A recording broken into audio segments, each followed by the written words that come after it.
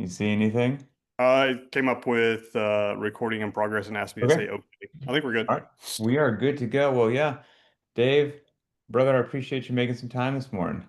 Yeah, no problem. Like I said, it's a beautiful morning here in the Pacific Northwest and not too hot, and thankfully it's not raining today like it was last night. Oh yeah. I mean, any time here in the PNW that you get good weather, you need to 100% take advantage of that. It's a blessing.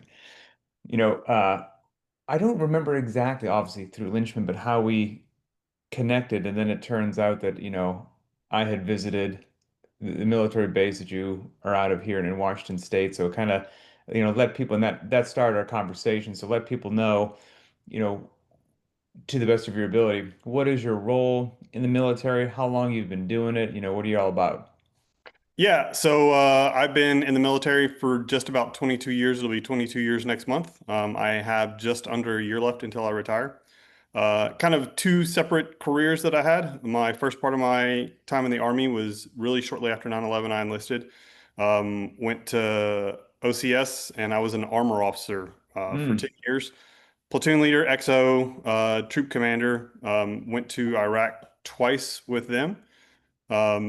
A lot of fun, but I decided that I wanted to have a change, do something that I could help continue to take care of people, train soldiers, make a difference. And so I applied and got accepted to the military's PA program called IPAP or Inter-Service Physician Assistant Program. And that was around my 10, 11 year mark in the military, basically 2013. Uh, I didn't even know that was a thing, like a program that was offered. Yeah, it is. It's a regular PA school. We take people from the Navy as well, Air Force, Army. There was one Marine in my class as well who ended up commissioning in the Navy. But you go through 29 months of school, 16 are at Fort Sam, and then 13 are at a hospital somewhere else in the military. Okay, wow, that's fascinating. I actually think that's really cool. What made you, there's a lot of different ways to help people. Did you have an interest in medicine or what sparked that in your head? So I didn't when I was younger. As I kind of grew up in the military, I figured that my discipline to go back to school was a lot better when I was in college the first time. I didn't have a lot of discipline. Amen to that, dude. Yeah, my first degree was in forestry resource management because I wanted to be outside all the time. Okay.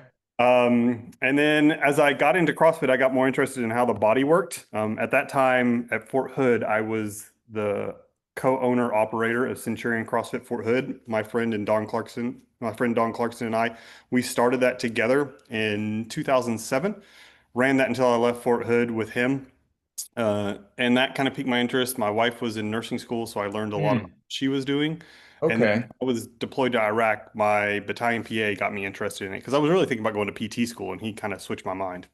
Okay, cool. Before we get to the PA school, I want to learn about that. So, armor is a big word that Mhm. encompasses a lot of different things. What specifically, I mean, did you have one particular vehicle in armor? Like, what were you doing? Yeah, so when I was a platoon leader, I was a tank company platoon leader. So as a platoon leader, you with four tanks, 15 other guys maneuvering around the battle space. In Iraq, we switched over to a tank company team. So we had basically two tanks, two Bradleys, and a squad of dismounts and some Humvees that we used. Had a patrol base on the Euphrates River that we spent 3 days at, then 3 days patrolling, doing EOD escort, and 3 days kind of recovering. Man, I'll tell you what, maybe it's because you did it all the time, you have a different feeling. One of my goals when I was in the military, and then even when I get out of the military and I was a civilian and we would work, I would work do contract work for the government and so be involved with the military kind of again, or then even like with CrossFit and we do seminars like so brushing arms in the military again. It was always my goal to get a ride on a tank. It was, and I never, ever, ever achieved that. I just thought from the outside looking in, maybe from you, they're just a noisy something else experience. I was like, man, those things look so cool. I want to ride. I want to never got one. So for the civilian now, like me, that is romanticized it, like the tank just seems like a monster truck on steroids, with armament. Like what's it actually like? It is actually so riding in tanks, Bradleys, and a bunch of other armored vehicles. The tank is probably the Cadillac of the armored vehicle. Really? Yeah. So the way it's designed, the suspension works really, really well. It is extremely fast because it has a turbine engine in it, so it has 1,500 horsepower. and it is a gas hog. It I can believe that. gets about half a mile per gallon. Uh, Wow. so, but if your driver gets up and guns it, it'll take off pretty quick, and it can move across the desert at 35 miles an hour pretty steadily. That's insane. You just got to hold on in case you do hit a dip. That's insane. And I mean, what can be in your path that you're like, we can't traverse that, we can't go through that, we can't go around it. Like, what makes you like, all right, stop, we gotta find another route here. So kind of if you think back to Southern California and some of the training areas, a Mm. big wadi or ditch is like that's not going to work out. Something that spans more than the width of the track. If it's Hmm. really soupy mud, we're probably not going to get out of it. We're going to need help. And then the really thing that like tears the tank up more than anything else is Constantino wire. Like that Mm. will destroy a tank because it gets caught up in the tracks and The it'll just eat tracks and through all the everything. seals. Yeah. Is there, I have to assume that, one tank commander to another tank commander that over the comms, I would assume there's a good deal of tomfoolery and making fun of one another if somebody gets their tank stuck. Very much so. You don't want to be the guy that gets your tank stuck. I mean, it's a small group of 16 guys, and we can only talk on the radio for the most part. So, on long patrols at night, or when you're sitting in an ambush in the middle of Iraq, because tanks are unbelievably quiet, when it's just sitting there at idle, Mm. you got to do something to stay awake, and so it's a lot of talking back and forth to guys. And what is a tank's worst nightmare? Is it something in the air, or is it somebody on foot with something on their shoulder? Probably more somebody on their foot with something in their shoulder. Mm. Like usually we have the overhead cover to support us for a lot of those things. But like a small team of dismounts hidden in the woods with the right shoulder fired weapon can really do Hmm. a lot of damage to a tank. Okay, fascinating. And so you did this for a good portion of your career. You transitioned over thinking about physician's assistant, and you said it was 29 months long. Yeah, so you do And 16 do you months. need any prior medical experience, or they'll take whoever wants to do it and qualifies? You didn't. So at the time that I went, we were real short. It was right during the surge in the military with Iraq and what was going on as we started transitioning back to Afghanistan. So there was a lot of opportunity to get in. And we didn't even have a shadowing requirement back then. Now you have to have 100 to 200 shadowing hours with Hmm. some PA either in the military or in the civilian world to kind of so you have an idea of what you're getting into. Um, but outside of that, there are prerequisites, and those prerequisites are really defined by the University of Nebraska Medical Center because that's who confers our degree. Uh, Okay. so we can be accepted into the master's degree program that takes. And so for somebody that doesn't know, myself included, like how would you list this hierarchy of individuals' training and capabilities with like depending on what branch of the service you're in. You're a medic, you're a corpsman, you're somebody like that. You are, um, are there tiers to that? Then you're a PA, you're a physician. Like, what's the range there? Yeah, so especially with where I work now, that can go in tiers like your plain Jane 68 whiskey, which is a medic in the military or a corpsman or an Air Force medic that comes right out of AIT at Fort Sam. Has the basic medical understanding. AIT for them is basically stop the red stuff from coming out, make Mm, sure there's a hole to go in and out of, air to go in and out of, put air in and out of the hole, and put some red stuff back in the body. mm, That's the basics of their training. The next step up from that is going to be basically the Whiskey One medic, somebody that goes to SOCM or the Special Operations Combat Medic course. mm-hmm, That's at Fort Bragg. Some of the other forces have some other ones. There's a SOTM for the Navy. That's a 10-month course where they get basically two trauma blocks, a general medicine pathophysiology block, and then they do some rotations at different hospitals, either up in Trenton or Cincinnati. And the organization I work for now, my medics are all Whiskey One medics. Most of the guys that you see in the special operations community are all Whiskey One medics. And 18 Deltas, the ODAs, have a follow-on training for some surgical basis that regular Whiskey Ones don't get because they're off on their own a little bit. Next step 18 up Delta from is what that I had in my head. Okay, gotcha. Okay, keep going. Yep.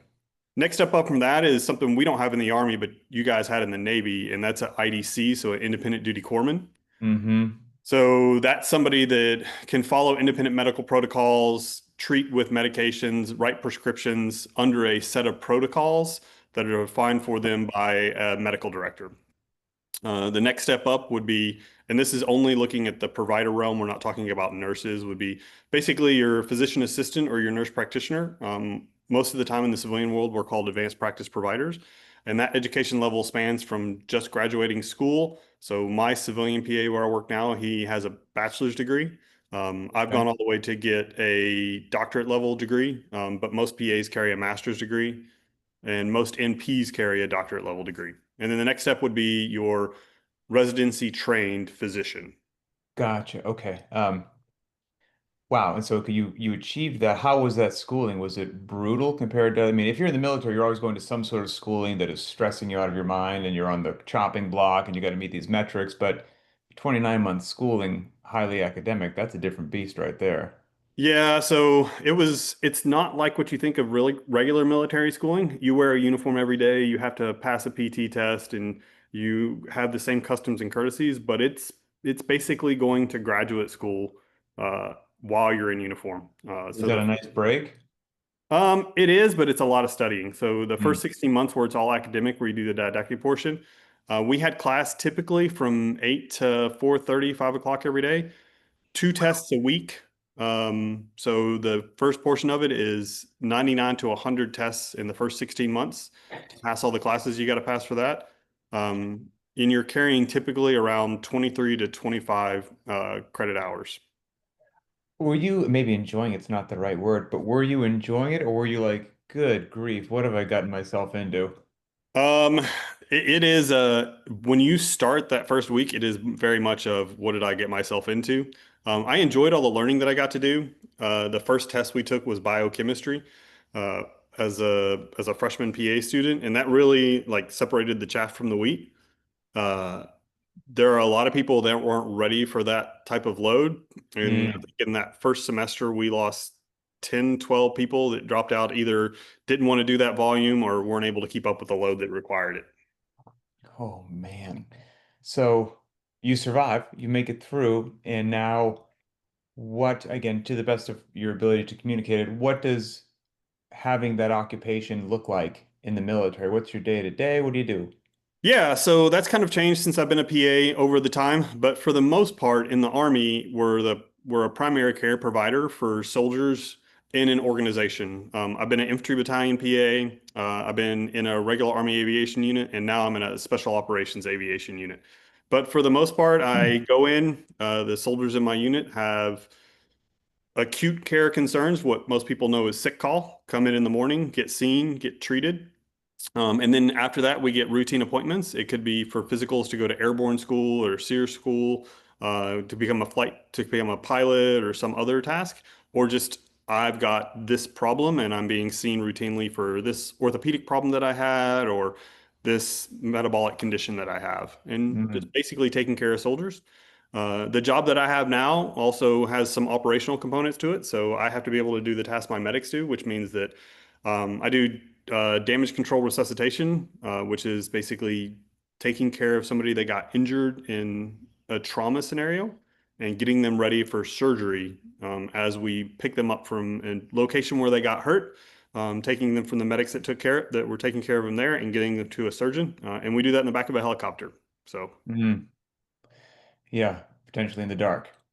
yep. Normally it is in the dark. That typically is it. It doesn't work well to do that in the day because people like to shoot at big helicopters that are flying through the air in the day. Right.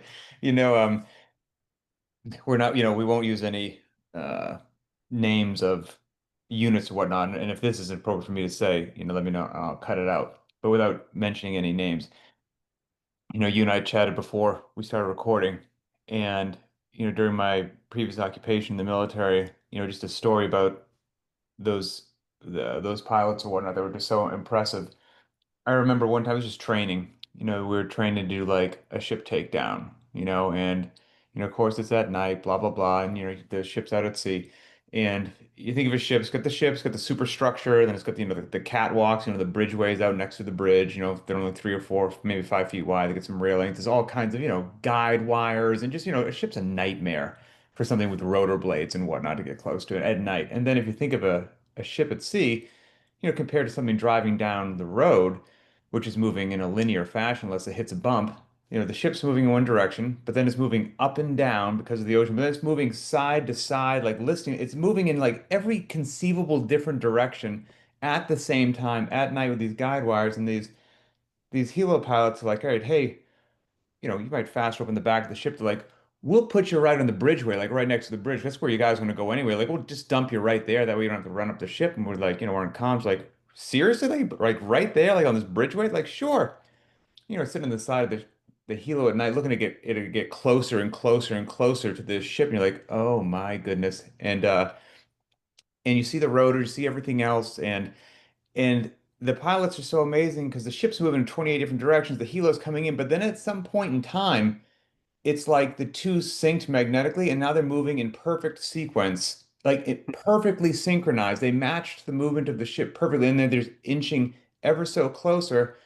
And stressful for me getting ready to jump off onto the bridgeway just again for training. But then you click on the comms, and the pilot's like, "Yeah, where do you want to grab a bite to eat tonight?" Like it's just another day in the office for them. Like they're so good at what they do. I don't think most people realize it. So all I'm saying is there's some really astonishing professionals out there doing roles that most people don't hear about. And so it's very cool you get to rub elbows with these people. Yeah, I've been flying for about 8 years now in conventional army and in the special operations community. And some of the pilots that I have flown with, the things that they do are pretty unbelievable to be in the back of a helicopter to see what they're able to kind of how they can put that large helicopter into certain locations and do the things that they do. And I ride the hoist up and down to be able to get patients, and for the Mm. sit underneath them and know that I have their trust is very good. So, Yeah, wow, okay, yeah, 100%. So, I mean, obviously, what you do is not a normal desk job, so physical fitness and physical readiness plays a role. And that's a common question people will get, right? Is like, hey, I want to do fill in the blank, whatever training, whether it's just CrossFit in general, whether it's Linchpin, whether it's whatever, like, hey, will this actually get me ready for something that's challenging and demanding? So what, you know, are there demands of your occupation that you need to supplement the daily workouts to meet, whether it's rucking or something else, or can you do the workout of the day and you're generally good to go? What's been your like no kidding experience? so I've been doing CrossFit since about 2007. Okay, When I wow. went So it's been a bit. to the captain's career course, and that was a long time ago because I was at Fort Knox. But for the most part, CrossFit has met the requirements of the job that I need to do. And now, as a mid 40-year-old still doing the job that 20-year-olds are doing, CrossFit allows me to do that job and Mm. sometimes outdo them. Hmm. And it's especially since it's constantly varied and it doesn't always have to be high intensity, so I can change that up. When I was in my 20s, it was almost always high intensity. And that was really Mm. the early 2000s. It was a lot more push for that. But Burn now it down, man. I can modulate a lot more that allows me to keep going and kind of sustain that. I mean, I went to SEER school at 42 years old and didn't do anything but CrossFit to prepare for it. So How old are you now? I just turned 45. Okay, yeah. Interesting. You bring up Fort Knox, it always has a special place in my mind. I broke my pelvis on Fort Knox. Story for another time. But the Sear School, Army has his own Sear School, right? You don't go to the one in Brunswick, Yeah, Maine, or do you? so the Army has two. I ended up actually going to MARSOC SEER school. So, Okay, gotcha.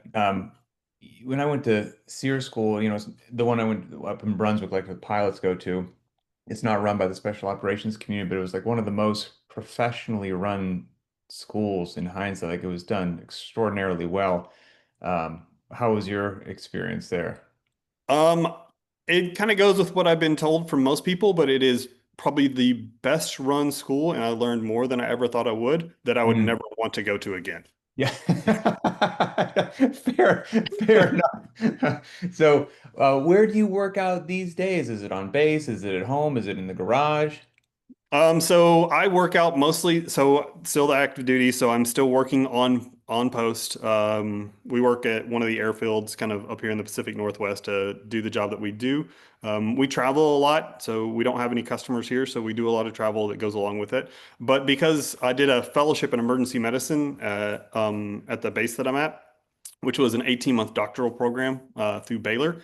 I also work in emergency rooms around the area and on base to make sure I keep those skills up. So I kind of work in some emergency rooms in different areas south of Tacoma and in Olympia to see regular patients because unfortunately, if you one you're in the military and two you're in special operations, you're really not that sick. But my job makes sure that I need to take care of sick people on a regular basis, so I do it off post instead. Well, sadly, for anyone who's unfamiliar with this area, if you want to go, probably, I'm going to make an assumption, you want to go to an ER where you might have to patch people up, Tacoma is probably a pretty good place to go. Yeah, when I was in fellowship, I did my trauma rotations at Tacoma General, and that was during the summer. It was a very busy place. I can imagine.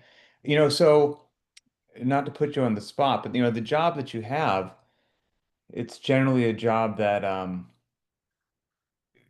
if everything in the world around you is going to hell in a handbasket, it's up to you to not let that get to you, right? And to just execute and hopefully make calm, intelligent decisions that lead to the overall outcome that you want. So, is that a skill that I just know that you possess it. You wouldn't be able to have your occupation without it. Is that a skill that you had going into the military? Did it develop through training? Because that's probably a borderline superpower that a lot of civilians would like to possess. Is like, man, everything's getting stressed out, but I don't want to let it get to me. How do I do that? I don't know whether I possessed that in the before the military or not. I was like a regular college kid in a fraternity, enjoying college life until 9/11 happened. There was a podcast I listened to not that long ago that kind of talked about people that work in the law enforcement, EMS, emergency department, special operations community that they have this baseline level of ADHD that allows them to kind of constantly focus on different things and they don't typically learn like regular people because they weren't able to sit in the classroom until they develop an age and they kind of develop that maturity or frontal lobe development that you need after age of 26 to sit back and do the education portion. So Hmm. extremely smart people that you'll see all over the community in those situations that may or may not have a tremendous amount of education, but as they start to develop and they get the structure that they need, their ability to learn skyrockets unbelievably. Hmm. And they typically have an extremely high IQ. And that, I can say that for most of the people that I've worked with in terms of the organization that I work with and the people that we work around, like they're just regular guys, but you talk to them, you're like, how is it you know this? And it's just, well, I just read it in a book somewhere. 100%. Yeah. You're getting close to retirement. Is there a plan post-military? Yeah, so we're going, so originally from Tennessee, but moving for basically the past 20 some years. We're going to actually stay here. Okay. Yeah, we want to keep our daughter. She's 9 years old now, at least in the same school until or the same school system till she graduates high school and figure out what she wants to do. That's cool.